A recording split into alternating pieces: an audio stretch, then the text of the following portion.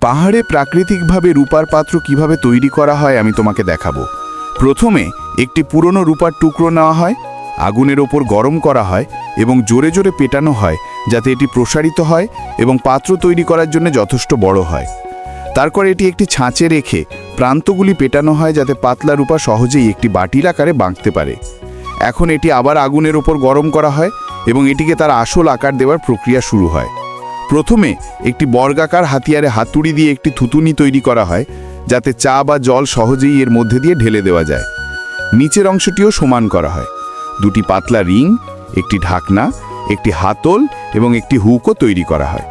তারপর ঢাকনা এবং হাতল ছাড়া বাকি সব কিছু আঠা দিয়ে কেটলির সাথে আঠা দিয়ে আটকানো হয়।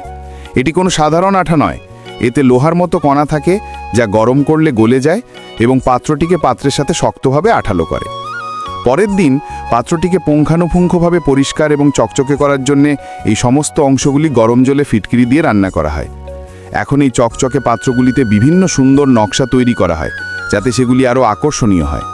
তারপর পাতলা রূপালি তারগুলিকে বাঁকানো হয় এবং নকশার সাথে মেলানোর জন্যে কেটে সাবধানে আঠা দিয়ে লাগানো হয় যাতে নকশা আরও সুন্দর হয়। এরপরে সবচেয়ে উত্তেজনাপূর্ণ প্রক্রিয়া শুরু হয়। এই নকশাগুলিতে বিভিন্ন রং যোগ করা হয়, তবে অত্যন্ত সতর্কতার সাথে, কারণ সামান্যতম ভুলও পুরো নকশাটিকে নষ্ট করে দিতে পারে।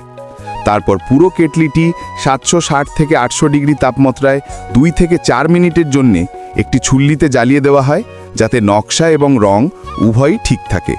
ইতিমধ্যে ঢাকনা এবং হাতলের অবশিষ্ট সাজসজ্জা সম্পন্ন হয়। কেটলিটি চুল্লি থেকে বেরিয়ে আসার পর দেখুন আমাদের সুন্দর চকচকে রূপালি কেটলি প্রস্তুত, যা গরম চা বা জল পান করাকে আনন্দদায়ক করে তোলে।